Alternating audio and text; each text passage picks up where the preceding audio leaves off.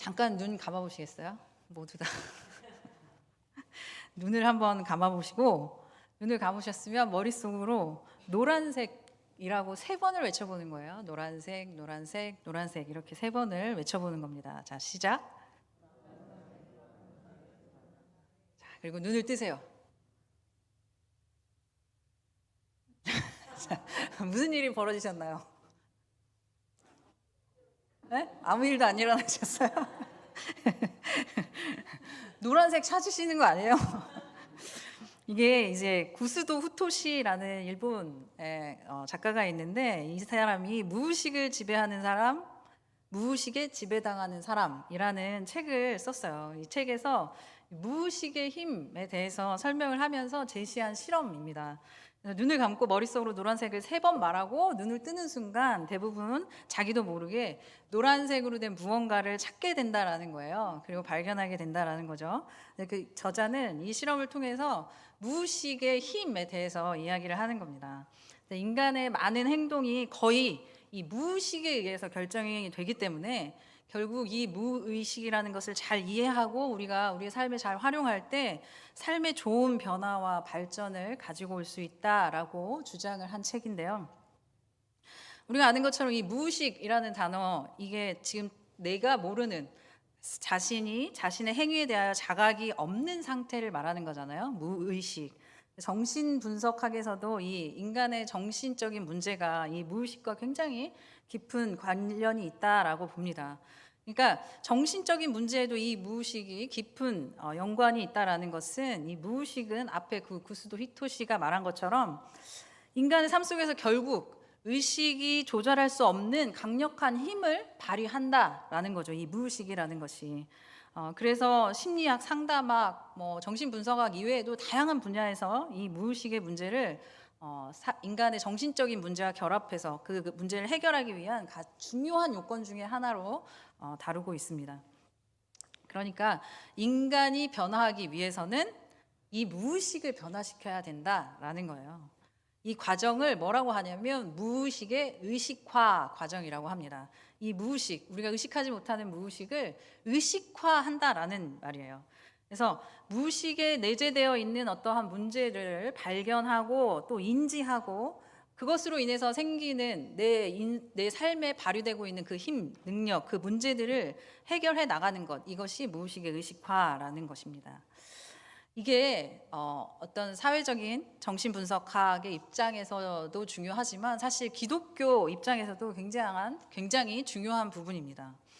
기독교 심리학자인 엘 율라노프라는 사람이 있는데, 이 사람이 인간의 근원 경험이 시작되는 곳, 그러면서 하나님을 경험하고 만날 수 있는 장소가 이 무의식이다, 이렇게 주장을 했습니다. 그러니까 하나님은 우리 안에 거하시잖아요.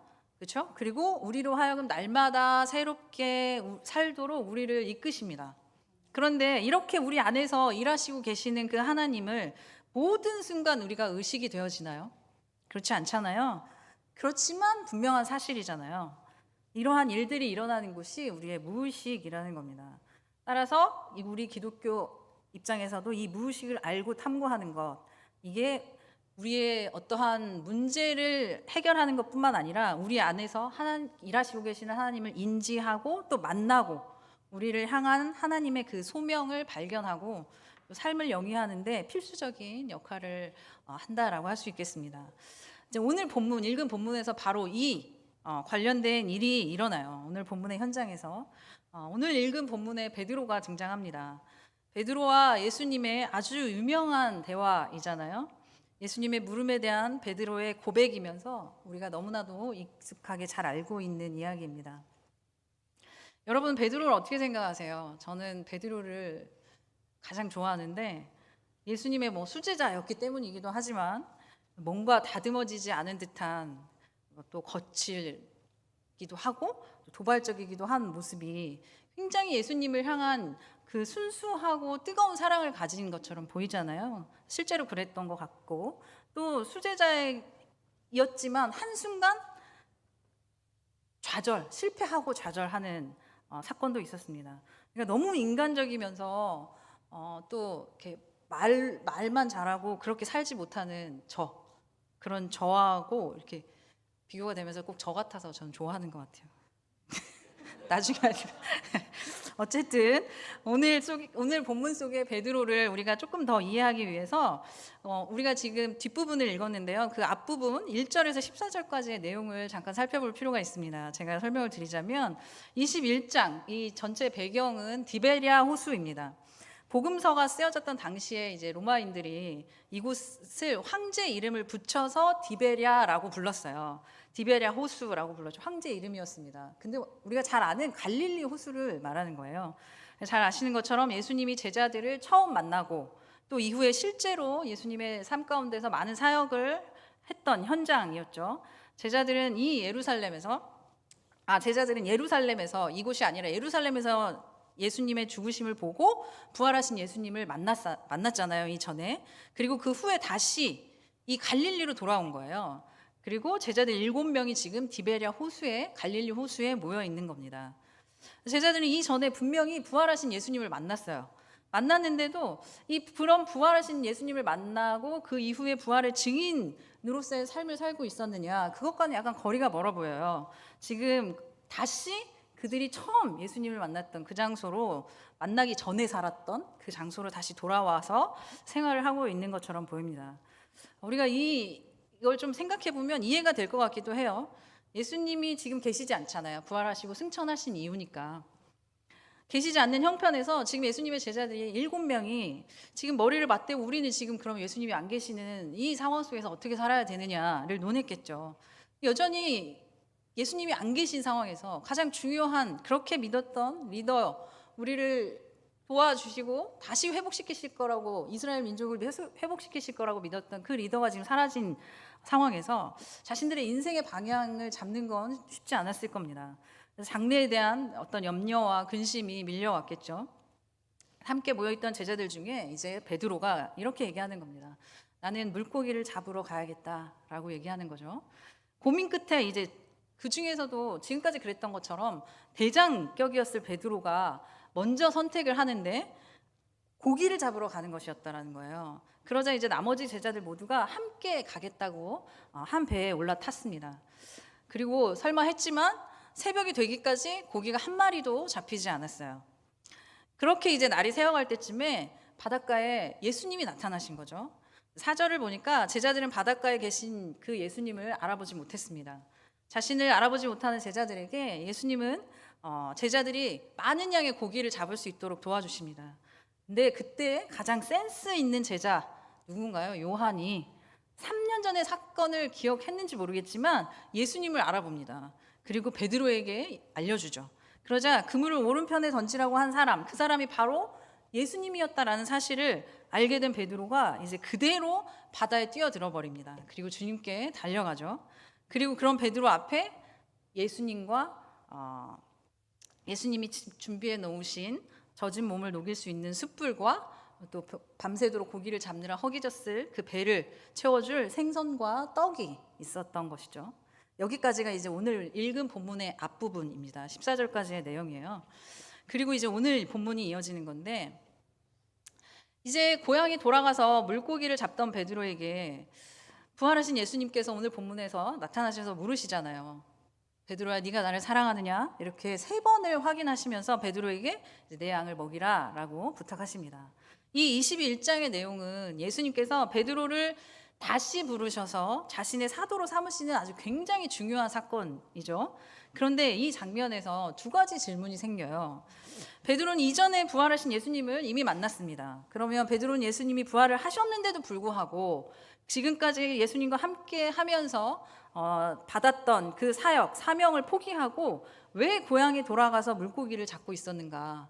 이고 또 예수님이 베드로를 다시 부르시는 그 사랑은 알겠는데 왜 굳이 여기에서 같은 질문을 3번이나 하셨는가? 이 2가지의 질문이 생기는데 여러분 안 궁금하신가요? 안 생기시나요? 저는 이제 이 2가지 질문을 가지고 우리가 본문을 좀 깊이 살펴보려고 합니다.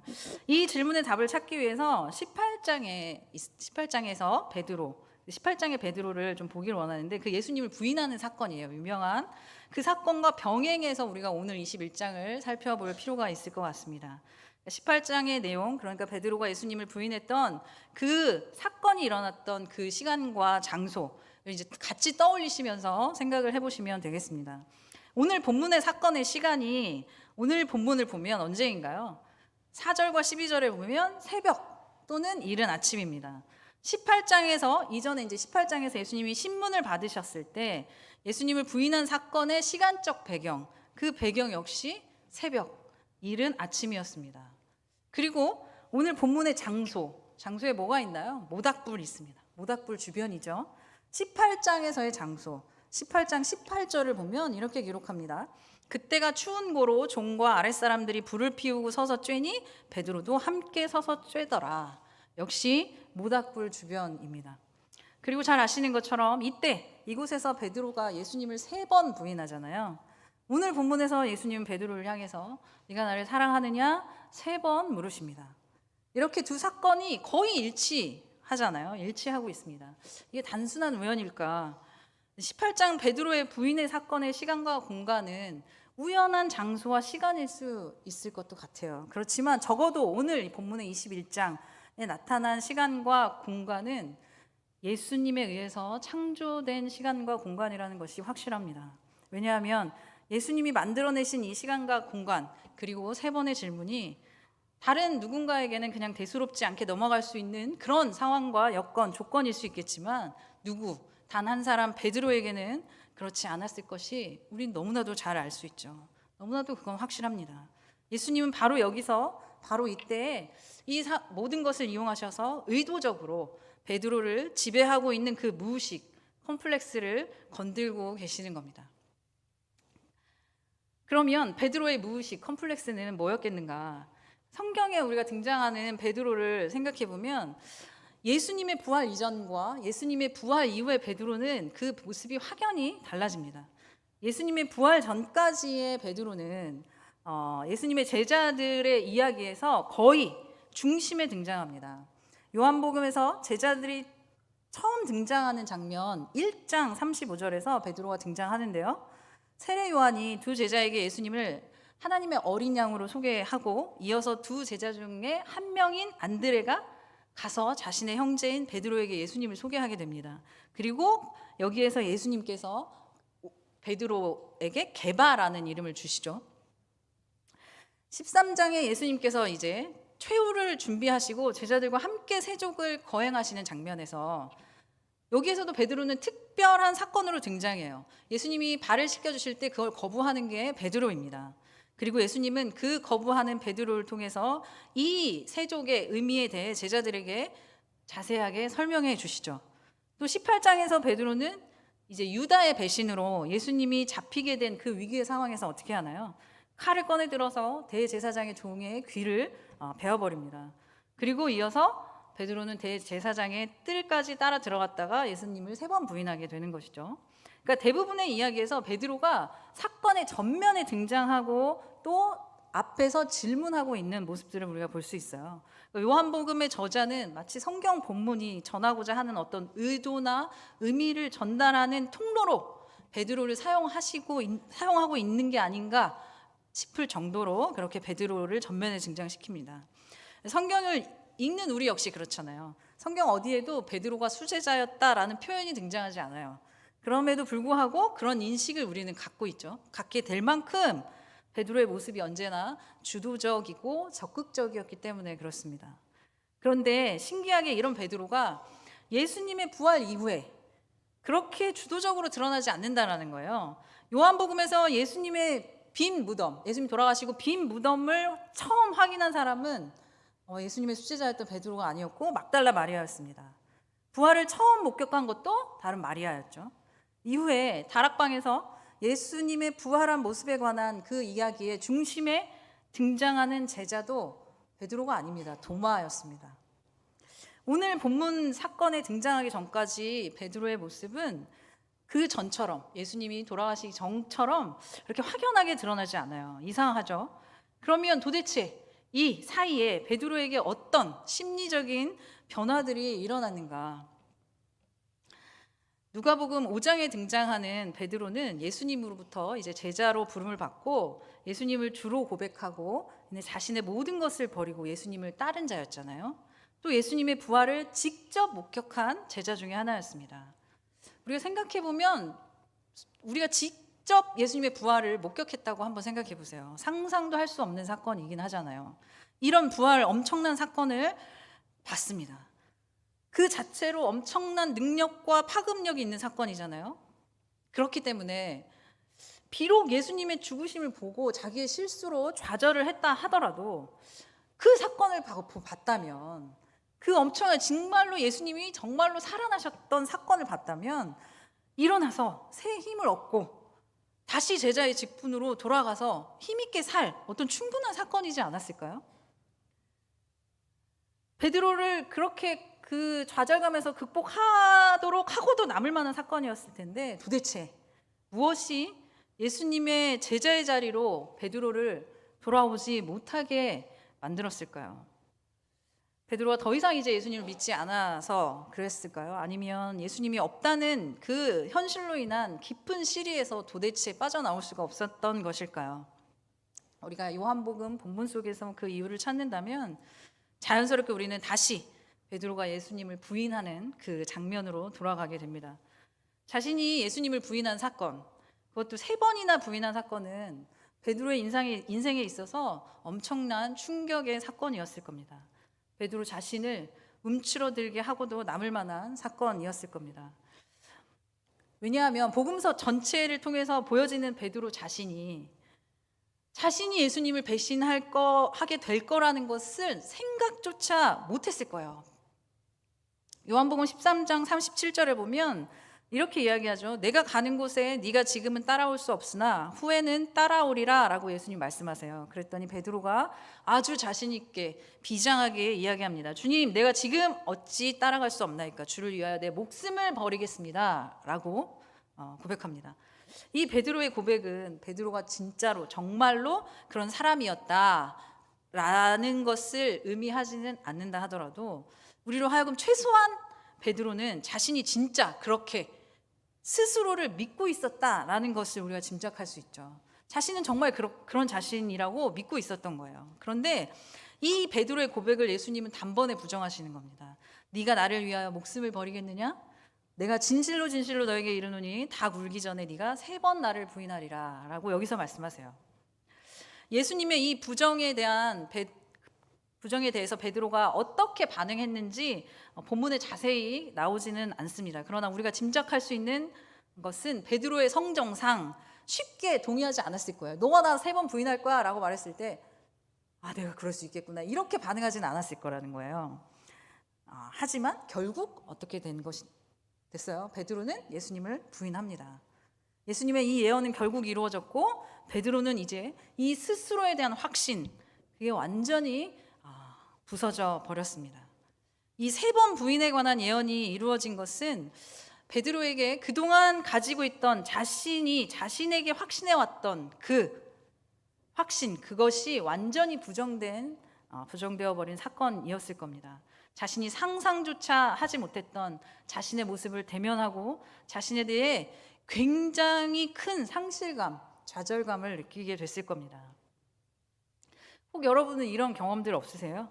나 자신에게 죽도록 실망한 그 정도는 아니더라도 자기 전에 누워서 이불킥을 하고 또 남을 만한 어떤 이런 사건들 우리 살다 보면 많이 있잖아요. 그날 밤에 후회되는 사건들 많이 실수하고 밤에 후회하고 다음날 또 하고 이렇게 살아가죠. 앞에서 언급한 심리학적 입장으로 보면 바로 이런 것들이 트라우마나 컴플렉스로 우리 안에 무의식에 자리를 잡게 되는 겁니다. 마찬가지로 이 베드로의 배신 사건 이불킥 할 정도가 아니잖아요. 정말 죽고 싶었을 것 같아요. 제가 베드로였다라고 한다면. 왜냐하면 그동안 제가 뱉어놓은 말이 있잖아요. 예수님 앞에서. 이 베드로는 자신의 이 어두운 부분을 닭 울기 전 3번 주님을 부인하는 사건을 통해서 이 자신의 가지고 있었던 내면에 있는 어두움을 완전히 대면해버리게 된 거예요. 그리고 자신에 대해서 견딜 수 없게 됐을 겁니다. 그리고 그 자신의 어두운 모습에 완전히 압도되었고 그게 이제 자신의 삶을 조정하게 되어버린 거예요. 그러니까 베드로 배신, 자신의 배신으로 인해서 자신은 이제 열등하고 나쁜 존재라는 것, 자격이 없는 자라는 생각에 빠지게 됐을지도 모르겠습니다. 그리고 그런 부정적인 에너지가 이제 베드로의 삶을 조정하게 됐을 거라는 거죠. 더 이상 이제 주님을 사랑할 자격도 없는 자, 주님의 뒤를 따를 것 말할 것도 없이 자격이 없는 자죠. 그저 주님을 만나기 전에 일상으로 돌아가서 아예 없었던 일처럼, 이 주님을 만난 이후에 그 3년의 시간 아예 자기 인생에 없었던 것처럼 잊어버린 채 깊은 곳에 덮어둔 채 그 전으로 돌아가서 그 전의 삶을 무기력하게 살아가게 되는 겁니다. 지금 그렇게 살려고 했던 베드로 앞에, 그렇게 살고 있는 베드로 앞에 예수님께서 나타나신 거예요. 예수님께서 모닥불을 켜놓으시고 3번 네가 나를 사랑하느냐라고 물어보실 때 베드로는 어떤 생각이 들었을까요? 베드로에게 이 질문의 깊이는 과연 어느 정도였을까요? 첫 번째 물으시고, 두 번째 다시 물으시고, 3번을 물으셨습니다. 분명히 자신이 3번 부인한 그 사건이 생각났을 거예요. 주님이 준비하신 이 시간과 공간, 그리고 이 질문, 이 물음은 베드로가 그토록 잊고 싶었던 사건, 자신을 덮고 있는 그 어두움의 실체인 그 사건의 현장으로 자기를 다시 데려갔을 겁니다. 당연히 주님 앞에서 고개를 들 수도 없었겠죠. 하지만 예수님께서는 자신을 배신한 그 베드로를 질책하기 위해서 이 사건을 생각나게 하신 것이 아닙니다. 이 무의식의 어두운 에너지에 장악되어 버린 베드로가 이제 스스로 그 어두움을 대면하도록 하시기 위해서 이 모든 사건의 현장과 질문을 하신 것이죠. 그리고 이제 오히려 사랑에 대해서 질문하시는 거예요. 그 현장에서 예수님을 모른다라고 했던 그 3번의 부인을 이내 바꾸시는 겁니다. 다시 당신을 사랑합니다라는 3번의 고백으로 바꾸고 계시는 겁니다. 베드로는 자신을 장악하고 있던 그 어두움의 실체를 드디어 직면하고 거기서 자신의 삶에 새로운 의미와 목적을 발견하게 됩니다. 그리고 이제 더 이상 과거의 그 배신의 사건에 연연해서 살지 않고 주님이 주신 사명을 감당하는 사역의 삶을 살기 시작하게 되는 것이죠. 예수님의 이 창조적인 사역을 통해서 베드로는 자신의 문제를 알게 되었고 또 해결받았고 가치 있는 목적과 의미, 진정한 의미를 찾게 된 것입니다. 바로 이 3번의 고백을 통해서. 예수님의 치유와 회복은 이렇게 근원적입니다. 우리 모두 경험해 보셔서 아시는 것처럼 우리가 덮어두고 기억하지 않는다고 해서 우리가 잊고 싶은 사건이나 경험으로부터 우리가 완전히 벗어날 수 있는 게 아니잖아요. 그 어두움의 무의식이 종종 우리를 지배합니다. 다시 반복해서. 그리고 이 반복적인 실수, 무의식적인 우리의 죄성은 우리를 또다시 매번 우리를 시리에 빠지게 하고 또 죄책감에 빠지게 하고 절망에 주저앉게 만듭니다. 자기 비하의 웅덩이에 빠져서 우리를 무기력하게 만들어요. 그래서 우리의 이 억압된 경험, 아픔, 상실을 그냥 깊이 덮어둔 채로 입술로 드려지는 그 고백과 결단은 사실 힘이 없습니다. 하지만 이때 주님은 우리를 그냥 두지 않으신다라는 거예요. 베드로에게 찾아가신 것처럼 우리를 찾아오신다는 겁니다. 우리에게 찾아오셔서 우리 안에 가지고 있는 그 어둠의 실체, 컴플렉스, 트라우마, 그 문제를 반드시 해결해 주신다라는 겁니다. 베드로에게 그러셨듯이 우리를 치유하시고 회복하시고 더불어서 결국 우리로부터 진정한 고백을 이끌어내시는 게 주님의 치유입니다. 진정한 고백, 말뿐인 힘이 없는 고백이 아니라 이 고통을 통과한 묵직하고 깊은 그 사랑의 고백을 할 수 있도록 인생의 거친 풍랑과 또 파도와 어떤 불과 같은 시간을 통과한 자만이 할 수 있는 그 고백을 우리로부터 이끌어내시고 주님은 반드시 받으십니다. 이것이 우리를 향하신 하나님의 사랑이고 계획이라는 것이죠. 베드로는 예수님을 누구보다도 열정적으로 사랑한 제자 중에 하나였습니다. 예수님이 자신이 죽게 될 것을 말씀하셨을 때 그게 싫다고 예수님을 말렸다가 사탄이라는 소리까지 들었어요. 예수님이 잡혀가실 위기에 그 순간에 칼로 그것을 막아보려고도 했어요. 변화산에서는 그곳을 집으로 삼고 살고 싶어 했습니다. 예수님을 하나님의 아들이라고 고백하고 반석이라는 이름도 얻었습니다. 예수님을 향해 때로는 물 위까지 걸었습니다. 이런 베드로가 위축되고 위축돼서 또 소망을 잃어버린 채로 그저 무기력하게 배에 올라서 고기를 잡고 있었을 때 베드로는 예수님을 아예 그냥 잊어버린 상태였을까요? 언제나 예수님과 함께 있고 싶어 했던 그 베드로의 진심, 그 진심은 이 가슴 밑바닥 깊은 곳에서 여전히 존재했을 겁니다. 단지 그 배신의 경험에 사로잡혀서 그 어두움의 그림자에 잠식당해 버려서 다시는 내가 이전처럼 주님께 사랑을 고백할 자격이 없는 자다라고 되뇌었을 겁니다. 혼자서 사랑을 되뇌어봐도 그 고백은 힘없이 그냥 그저 허공에 날리는 먼지가 돼서 공허함으로 자기에게 다시 되돌아왔을 겁니다. 그러나 고통의 시간과 마주하게 되면서 직면해서 그곳에서 주님을 다시 그 은혜를 경험하고 주님의 마음을 발견한 후에 다시 그 입술로 고백되어지는 그 베드로의 고백은 그 이전과는 완전히 다른 고백이라는 거예요. 그저 열정에 사로잡혀서 내뱉었던 그 사랑의 고백과는 깊이와 무게가 다르다라는 것이죠. 그렇게 외면하고 싶어 했던 그 수치와 고통의 순간을 적나라하게 대면하고 그 수치의 순간 한가운데서 부인했던 그 입술을 통해서 다시 흘러나오는 사랑의 고백은 망설이고 여전히 주저함 있었지만 그것들을 밀어내고 나오는 그 진정한 고백. 주님은 이 베드로의 묵직하고도 진실한 고백을 받으십니다. 그래, 그러면 이제 됐다. 그 사랑이면 나는 족하다. 네가 나를 사랑하는 그 사랑이면 됐다. 너에게 이제 내가 나의 양을 맡긴다. 나를 사랑하는 그 사랑으로 내 양을 먹여다오 하고 부탁하시는 장면이 오늘 읽은 본문입니다. 우리가 여기에서 발견할 수 있는 또 하나의 진리는 과거의 실수와 실패, 또 반복적인 우리의 죄성으로 인해서 야기됐던 그 고통의 시간, 정말 피하고 싶고 잊혀진다면 잊어버려 버리고 싶은 그 시간이 주님에게나 또 우리 자신에게 결코 무의미한 시간이 아니라는 사실입니다.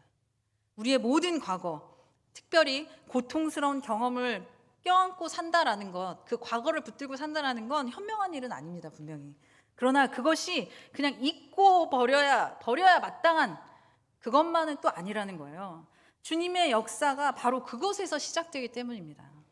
그 시간을 통과함으로 주님을 향한 진정한 사랑의 고백을 하게 되었던 이 베드로처럼 우리에게 허락되었던 지나왔던 그 모든 고통과 아픔의 시간은 우리를 찾아오시는 주님의 은혜를 경험하는 현장이자 통로라는 겁니다. 그리고 반드시 그 시간이 주님을 향한 우리의 사랑을 더 깊고 넓게 하고 신실하신 그 주님의 사랑에 대한 우리의 믿음을 더욱 단단하게 하고 또 그 주님의 영광에 대한 소망을 더욱 커지게 해서 그때 우리로 하여금 드려지는 우리의 고백이 결국에 주님이 받으실 만한 고백이 된다라는 것입니다. 우리가 지금 2024년의 끝자락을 보내고 있습니다. 연말에 여러분은 보통 어떤 감정들 안에 계신가요? 기대와 소망으로 가득하신가요? 저는 종종 연말이 되면 기대, 설레임 이런 것보단 좌절감이나 무기력감을 더 자주 느끼는 것 같아요. 1년을 뒤돌아볼 때 매년 반복되는 어떤 저의 실망스러운 모습 때문에 그런 건데 우리는 연약해서 여전히 반복적으로 변하지 않는 우리의 모습, 그 실망스러운 우리의 모습들로 종종 좌절감에 빠지게 됩니다. 때로는 고통의 시간과 경험들, 그것들을 애써서 덮어둔 채 그냥 무기력감에 빠져서 시간들을 허비하기도 될지도 모르겠어요. 그리고 또 어쩌면 지금 그 실패와 고통의 순간을 지나고 있는지도 모르겠습니다. 분명한 것은 이런 우리를 주님은 반드시 완벽하게 회복시키실 것이라는 겁니다. 우리의 수치와 고통과 절망의 현장에 주님은 먼저 찾아오실 겁니다. 그리고 그 찾아오신 주님께 우리가 달려가서 반응할 때 주님은 우리를 견고하게 하시고 그런 우리로 그 고통의 현장에서 사명을 다시 발견하게 하시고 그 사명을 감당할 수 있게 하십니다. 바라기는 그런 주님이 저와 여러분 가운데 찾아오실 때 과거의 실패, 상처의 현장으로 다시 돌아가게 하실 때 그것을 두려워하지 말고 주님이 보게 하시는 것, 주님이 보게 하실 때 그것을 정면으로 마주하고 그 안에서 우리를 치유하시는 그 주님을 만나서 주님의 새롭게 하시는 그 새 창조의 역사를 경험하시는 저와 여러분의 삶이 되길 소망합니다. 그럴 때 그 상처의 현장이 부활의 주님을 만나는 그 곳이고 능력의 역사가 시작되는 곳이 될 겁니다. 우리를 향하신 그 주님의 사랑, 사명 다시 발견하게 되시는 이 2024년의 마지막 끝자락 보내시길, 은혜의 시간 되시길 주님의 이름으로 축복합니다.